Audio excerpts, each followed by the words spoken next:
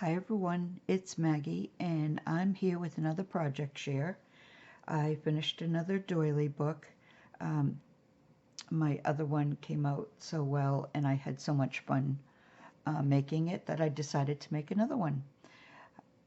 I've been mainly using paper for a while and I wanted to get back into using some of my uh, trims and appliques and laces and all that. And I really do enjoy making the doily books. So this is the second one, and you can see it's pretty full on the bottom. I love adding all the layers of the different laces, and it's attached with some pink seam binding, and I attached this beautiful brooch, and it can be taken off if wanted. So that's how I put it together. And this is the cover, and I just love that picture of this girl. Okay, so let me tell you basically what I did. Uh, there's a doily behind each image on each page. So there's like 16 doilies that I used for this book. And then I added the image and I went around with this trim here.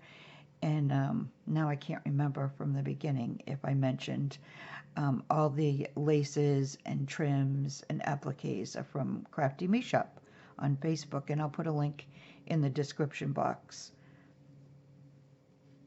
So after I did that, I added this applique, and you can't see the inside of it because I ended up covering up with these flowers, but this is the bottom part of the applique that goes with these pieces here.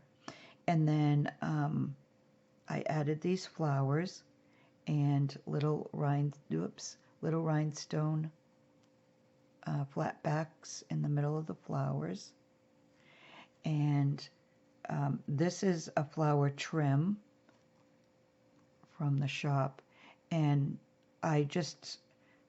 it's a flat trim, but I just kind of rolled around it and turned it into another flower. So that's the top, and then the layers for underneath for this page, it started off with this embroidered trim here, and then I added this dangle trim here that's in like it's kind of a faded peachy color, and then I added this white trim on top of that. So that's the front cover, and then you open it up, and here's the first page, and I love the picture of this little girl. Look at that. She's just so sweet.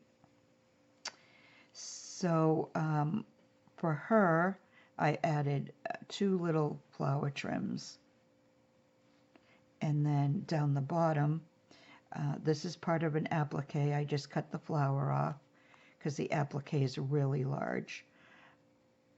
And then on this side, this is another, actually a trim, and then I cut off the individual flower pieces and the leaf, and I just turned it into a cluster. There's 3 there, and then the little lavender flower, I couldn't think of the word lavender flowers, and I added the little rhinestone flatbacks again, and then this is a part of another applique, and the lavender flower is a trim. I just cut the flowers individually.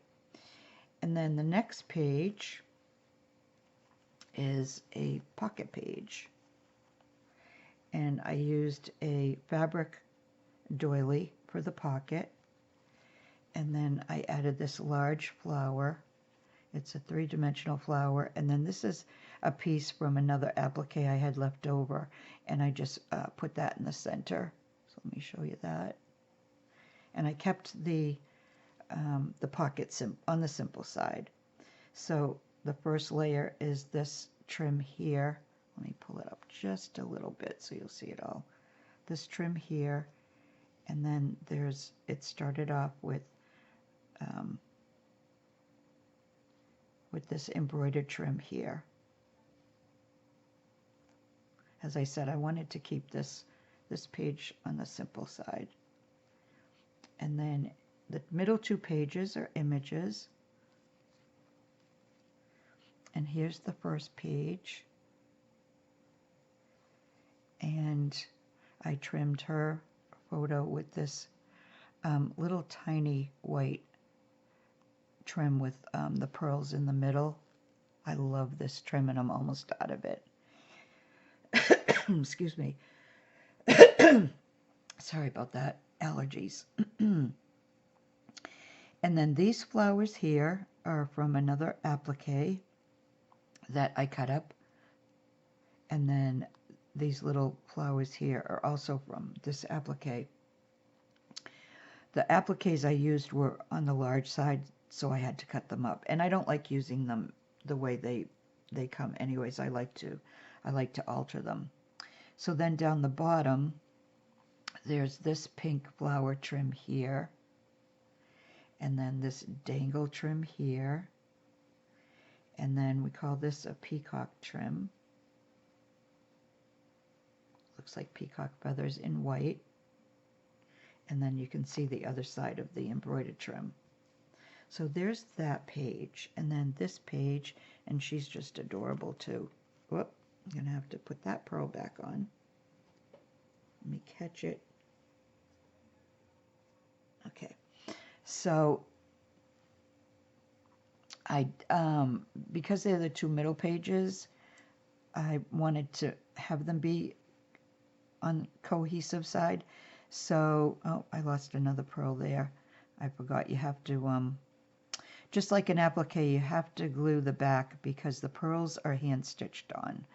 And I forgot that, but I'll put them back on. So yeah, I used the same trim around this image. And then these flowers here and this little cluster here are from other appliques. And then underneath is an embroidered, a flat embroidered applique, and it goes up to here. So there's that. And then underneath, there's this dangle trim here in pink. And then this dangle flower trim. And it has sequins, clear sequins, but you can't, I don't know, you probably won't be able to really see them. And then I used this white embroidered trim for the skirt. So there's that. And you got to kind of shake it to keep all the dangles down. And then you flip it over, and these are the last two pages. This is another pocket page. This I did a little more, it's a little more ornate than the other one. This was the last of a piece of a large applique that I had cut up. And so I added that there, and I added the butterfly. And then you can see that's a pocket. I use the same linen doily type. I have a bunch of those. And then down the bottom, I started off with this applique here. And then this white dangle applique here. And this, the netting on this was a little bit on the poofy side, so I didn't do too many layers on this one. And then here's the last page, and she's just as sweet as the rest of the images. I just love her. And so I went around to what was left showing of her image with this little trim here. And then I just kind of made a flower collage around the 3 corners. And I used this flower trim. This is a by the yard trim. And again, the little rhinestone buttons or flatbacks. And then this is another trim that was tea dyed. And I went in between the pink flowers with that. And then here's another little, this was, I'm trying to think now, it wasn't a little applique, and I cut these individual little flowers, and I know it's hard to see in this lighting, so I'll bring it up a little closer, and the leaves there on the corner. And then down the bottom of this one, I used this trim, and then some more of that peacock trim, and then this embroidered trim here, which is, oh my gosh, it's just beautiful, and it's in a cream color. And then you get to the back, and here's that, it's another piece that goes with this, but this, it's the same trim, but it was dyed in another color. And so underneath, it started out the back part of this one, and I added this large dangle trim, and that, yep, that might be it. So there's that. And then I added this large flat flower. I wanted to keep it flat because most doily books, they end up sitting flat, like on a shelf or something. So I didn't put anything else on the back here. So that's it. That's my latest doily book, and you can see all the I just love the layers that it makes.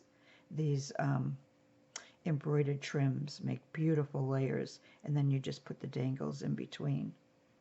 So I'll leave it like this, and everything will be in the description box. A link to Crafty Me Shop, because the only way you can buy from Crafty Me Shop is if you belong in the group. The sales are usually once a week on a Friday or Saturday, and the sales are always in the group, so you have to belong. And what else? I think that's it. Yeah, that's it. So